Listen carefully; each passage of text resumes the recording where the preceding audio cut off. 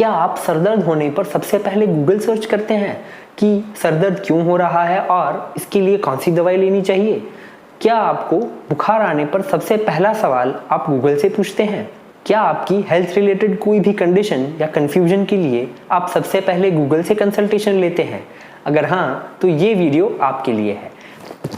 Hello guys, this is Dr. Jay. I am a consultant physician, diabetologist and a critical care specialist, and you are watching Doctor Plus, where I'll be a doctor plus something more and we'll be talking everything about good health and everything good about health. आज हर सवाल के जवाब के लिए Google सबसे तेज और आसान रास्ता है, लेकिन आपकी हेल्थ रिलेटेड कंडीशंस और डिसीज रिलेटेड साइंस और सिम्टम्स के लिए गूगल एक बहुत ही विशियस साइकिल साबित हो सकता है। जी हाँ, क्योंकि गूगल पर इतनी सारी इंफॉर्मेशन है कि वो आपके लिए जानना डिप्रेसिंग साबित हो सकता है। जी हाँ, और आज हम ये बात प्रूफ के साथ डिस्कस करेंगे।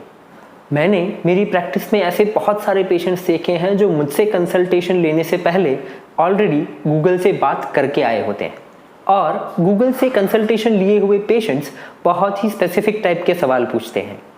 सर दर्द, बदन दर्द, सर्दी, जुकाम, खांसी, बुखार जैसे मामूली सिम्टम्स वाले पेशेंट्स जब मुझसे आकर अपने सर्वाइवल रिलेटेड क्वेश्चंस पूछते हैं, जी हाँ, यानी कि अब उनके पास कितना टाइम है, ऐसे सवाल करते हैं, तब मुझे पता चलता है कि भाई ये तो डॉक्टर गूगल से ऑलरेडी कंसल्टेशन लेकर आए हैं।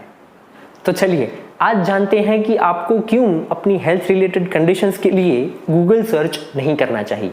सबसे पहले तो ये जानते हैं कि एक डॉक्टर में और गूगल में क्या फ़र्क होता है। गूगल एक सर्च इंजन है और सर्च इंजन का एल्गोरिदम ही कुछ ऐसा होता है।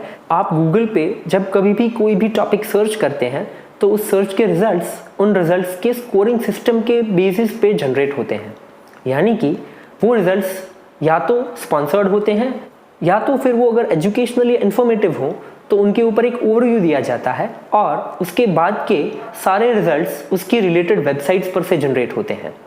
यानी कि अगर फॉर एग्जांपल आप फीवर के बारे में सर्च कर रहे हैं तो फीवर का सबसे पहला रिजल्ट एक ओवरव्यू के फॉर्म में आएगा, जिसमें आपको ये बताया जाएगा कि भाई फीवर किसे कहते हैं और कितने डिग्री से ज़्यादा टेम्परेचर हो तो उसे फीवर माना जाता है।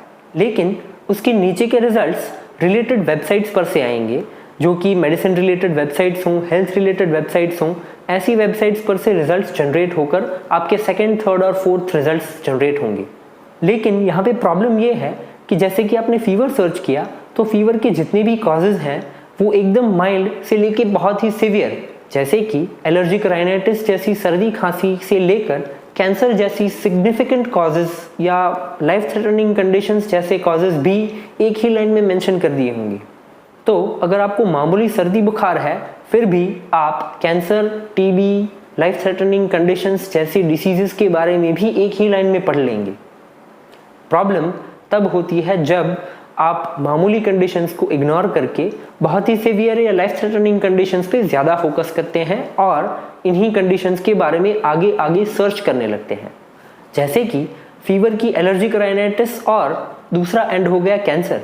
तो कैंसर के बारे में अगर आपने डीप में पढ़ना चालू कर दिया तो आप ये पाएंगे कि आपकी अभी के सिम्टम्स कैंसर के साथ काफ़ी मैच कर रहे हैं, लेकिन ऐसा बिल्कुल नहीं होता।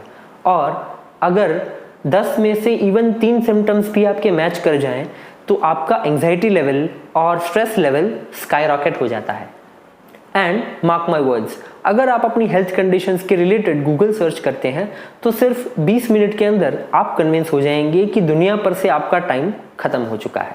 और दूसरी तरफ, क्या कभी आप अपने डॉक्टर से मिलने गए सर्दी, बुखार, जुकाम, बदन दर्द जैसी कंप्लेंट्स लेकर, तो क्या कभी आपने आपके डॉक्टर को ऐसा बोलते हुए सुना है कि भाई आपका दुनिया में अब सफ़र ख़त्म हो चुका है, आप बाहर जाके वेट करिए, आपको यमराज लेने आते ही होंगे?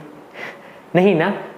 हाँ, फिल्मों में ऐसा होता है कि पेशेंट्स को कहा जाए कि भाई आपके पास अब 2-3 महीने का ही टाइम है, जो भी आपको काम निपटाना है आप निपटा लीजिए। लेकिन रियल लाइफ में ऐसा नहीं होता। तो कहने का मतलब है कि गूगल और डॉक्टर में बहुत फ़र्क होता है, लेकिन चीज़ बोलने से ज़्यादा दिखाने से अच्छी प्रूफ हो सकती है। तो चलिए प्रूफ देख लेते हैं कि भाई कॉमन सिम्टम्स या कॉमन ब्लड टेस्ट को अगर आप गूगल में सर्च करते हैं तो गूगल आपको कहाँ कहाँ ले जाता है। तो चलिए अब हम आ गए हैं हमारी गूगल स्क्रीन पर और हम कॉमन सिम्टम्स सर्च करेंगे जो हम फ्रीक्वेंटली गूगल पे सर्च करते हैं, जैसे कि वीकनेस। अब हमारी कंप्लेंट्स हमें ऑलवेज़ ज़्यादा ही फील होती है, तो हम सर्च कर लेंगे। For example extreme weakness search कर लिया, तो देखते हैं चलिए क्या आता है गूगल पर। सबसे पहला ही मैं पढ़ रहा हूँ, वो है what is asthenia. Asthenia is a medical term for extreme weakness. सही बात है। Asthenia also known as weakness is the feeling of body fatigue or tiredness. A person experiencing weakness may not be able to move a certain part of their body properly. Asthenia may also result in a lack of energy to move certain or even all parts of the body and can also cause mental fatigue. अब इतना पढ़ के आपको यकीन हो जाएगा कि भाई जो आपकी कंप्लेन है वो इससे बहुत मैच कर रही है। तो आपको आप you will start correlating. Google में तकलीफ़ यही होती है कि स्टार्टिंग के जो सेंटेंसेस होते हैं उससे आप बहुत कोरिलेट करते हैं, तो आपकी कंप्लेन आपको मैच होने लगती है। एंड देन उसके बाद जो डायग्नोसिस, उसके बाद जो कंप्लेंट्स आती हैं, उसके बाद जो लाइंस आती हैं वो बहुत ही शॉकिंग होती हैं। तो अब हम इसके नीचे का जस्ट सेकंड ही लाइन पढ़ेंगे कि भाई व्हाट कॉजेज़ एक्सट्रीम वीकनेस। तो अब आप देखने जाओगे भी मुझे वीकनेस लग रही है, लेकिन क्यों लग रही है वो देखते हैं। You may be too exhausted even to manage your daily affairs. In most cases there's a reason for the fatigue. It may be allergic rhinitis, anemia, depression, fibromyalgia, chronic kidney disease, अरे बाप रे, liver disease, lung disease, bacterial or viral infection or some other health conditions. अब देखिए allergic rhinitis से शुरू किया था इन्होंने कॉजेज़, और लेके गए हैं कहाँ तक। आप देखिए chronic kidney disease, liver disease, lung disease, यहाँ तक लिख दिया है। Chronic kidney disease is a significant condition, ये लाइफ लॉन्ग कंडीशन है। Liver disease again life long condition है। Lung disease COPD again life long condition है, जो एक बार हो जाए वो you can not completely cure it. तो ऐसी अगर लाइन्स आपने पढ़ ली, ऐसी अगर डिसीज़ आपने पढ़ ली, तो फिर आप ही खुद सोच लीजिए कि आपका स्ट्रेस लेवल, आपका एंग्जाइटी लेवल कहाँ तक जाके रुकेगा, है कि नहीं। So this happens when you search your common symptoms जो आप रूटीनली फील कर रहे हो, वो आप गूगल सर्च पे जाके देखोगे। ये हमने सर्च किए हार्डली 20 सेकेंड्स या 30 सेकेंड्स में है ना। इतनी देर में ये सारी बातें आने लगी, आप किडनी डिसीज़ तक पहुंच जाएंगे, लिवर डिसीज़ तक पहुंच जाएंगे। तो यू कैन अंडरस्टैंड कि जो गूगल सर्च करके आए हुए पेशेंट्स हैं वो कितने स्ट्रेस्ड आउट होंगे। तो चलिए अब हम देखते हैं कि एक और चीज़ देख लेते हैं, SGPT फॉर एग्ज़ाम्पल। SGPT एक बहुत ही कॉमन ब्लड टेस्ट है। ये लिवर फंक्शन टेस्ट है, जो लिवर का फंक्शन कैसा है वो चेक करने के लिए किया जाता है। बहुत ही कॉमन टेस्ट है, रूटीनली सारे ब्लड प्रोफाइल्स में देखा जाता है। और इसकी माइनर वेरिएशंस, थोड़ा हाई हो, बॉर्डर लाइन हाई हो, तो चिंता की बात नहीं होती है। बहुत कॉमन कंडीशन है SGPT हाई होना भी। लेकिन अगर हम गूगल सर्च करते हैं कि भाई SGPT हाई का मतलब क्या होता है, तो गूगल क्या कहता है चलिए देखते हैं। सबसे पहले एन एंजाइम, मैं पहली ही लाइन पढ़ रहा हूँ। An enzyme found in the liver and other tissues, a high level of SGPT released into the blood may be a sign of liver damage, cancer or other diseases, also called alanine transferase and serum glutamate pyruvate transminase. अब आप इतना पढ़ेंगे तो कहाँ जाके आप रुकेंगे। देखिए may be a sign of liver damage, cancer और अदर डिसीज। दूसरा ही कॉज उन्होंने कैंसर बता दिया है।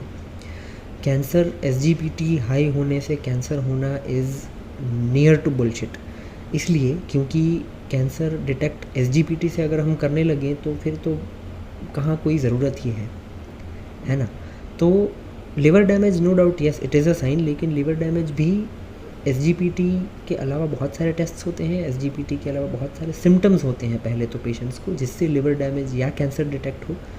SGPT के ऊपर से या माइल्डली एलिवेटेड SGPT के ऊपर से कैंसर डिटेक्ट नहीं होता है। इट इज़ अ मिथ, बहुत ही गलत इन्फॉर्मेशन है ये। दूसरा हम क्वेश्चंस देखते हैं एक दो कि जो गूगल ने ही सजेस्ट किए हुए हैं। फॉर एग्जांपल ये ही, what is the reason for high SGPT। अब आप देखिए SGPT is release into the blood when the liver और हार्ट आर डैमेज्ड। अब देखो हार्ट आ गया। The blood SGPT levels are thus elevated with liver damage, for example from viral hepatitis or with an insult to the heart, for example heart attack। अब देखिए अब heart attack इन्होंने लिख दिया तो फिर आपको तो ऐसा ही लगेगा कि अब तो भाई ज़िंदगी ख़त्म हो गई है, SGPT हमारा हाई आया है तो अब तो हार्ट अटैक चल रहा है, तो अब तो जीने का क्या फ़ायदा। ये सब बातें दिमाग में चालू हो जाती हैं ऐसा सब पढ़ के। तो अभी हमने SGPT के लिए भी सर्च किया है, उससे हार्डली 20-30 सेकेंड्स ही हुए हैं, और now you have landed upon a diagnosis of heart attack just because you have a mildly elevated SGPT। है ना। तो हार्ट अटैक वाले पेशेंट्स का हम SGPT देखने नहीं जाते। हार्ट अटैक के पेशेंट्स का प्रेजेंटेशन, उनका कंप्लेंट्स, उनकी ब्लड टेस्ट, उनका सारा वर्कअप बहुत अलग होता है। SGPT is not a test for such conditions, है ना। अब हम देखते हैं कि सडन हेडेक, फॉर एग्जांपल अचानक से आपको सर दर्द चालू हुआ और हम सडन हेडेक सर्च करें तो क्या होता है। गूगल बताता है कि thunder clap headache. Thunder clap headache, अरे बाप रे, देखिए ये भी बहुत बड़ी बात बोल दी है गूगल ने। थंडर क्लैप हेडेक मतलब ऐसा हेडेक जो बहुत ही सीवियर हो, जो होता है ब्रेन के अंदर कोई ब्लड वेसल के फट जाने से, रप्चर हो जाने से ब्रेन के अंदर ब्लीडिंग चालू हो जाए, उसमें जो हेडेक होता है उसे थंडर क्लैप हेडेक कहते हैं। सडन हेडेक मतलब अचानक से शुरू हुआ हेडेक, और थंडर क्लैप हेडेक मतलब बहुत सीवियर इंटेंसिटी वाला हेडेक, जिसमें हेडेक के अलावा, सर दर्द के अलावा बहुत सारी कंप्लेंट्स होती हैं। सिर्फ सर दर्द नहीं होता, लेकिन वो चीज़ इसमें नहीं लिखी है इन लोगों ने। तो अब आप कितनी अलग लेवल पे ही आप मिसगाइड हो रहे हो। पहली लाइन आपने पढ़ ली कि भाई ब्रेन में ब्लीडिंग होने से, see last line usually having to do with bleeding in and around the brain. तो क्या आपको सर दर्द हो रहा है तो आपके ब्रेन के अंदर ब्लीडिंग हो रहा है क्या? So this is not something that you should be reading, especially when you are suffering from such condition। आपको सर दर्द चालू हुआ और आप ऐसा पढ़ोगे कि आपको ब्रेन के अंदर ब्लीडिंग चालू है, तो कैसे कहाँ से ये सब मैच होगा। ऊपर से लिख दिया है पोटेंशियली लाइफ थ्रेटनिंग कंडीशन, है ना। तो अब आपको सर दर्द आपका ऐसा लगने लगे भी ये सर दर्द हो रहा है, ये अब मेरे ख़त्म होने के साथ ही ख़त्म होगा, ये टाइप की फीलिंग्स आती है पेशेंट्स को ऐसा सब पढ़ के। तो अब आप समझ गए होंगे कि गूगल सर्च करने से आपके हेल्थ सिम्टम्स अच्छे तो बिल्कुल नहीं होने वाले, आपको सही इन्फॉर्मेशन भी नहीं मिलने वाली, लेकिन आपके स्ट्रेस लेवल्स स्काई रॉकेट हो जाएंगे।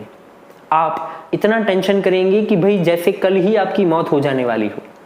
तो सारे डॉक्टर्स की तरफ से एक रिक्वेस्ट है कि प्लीज़ प्लीज़ प्लीज़ आपके हेल्थ सिम्टम्स या आपकी डिसीज़ कंडीशंस के लिए गूगल सर्च कभी ना करें। So, this was all for today. This is Dr. Jay signing off for today from Doctor Plus, where I'll be your doctor plus something more, and we'll be talking everything about good health and everything good about health. Do subscribe to our channel, do like the videos and share the videos to everyone you feel this video might help. Also, do comment your doubts on health and disease. I'll be more than happy to help. See you till the next time, and do take a very good care of yourselves. Bye.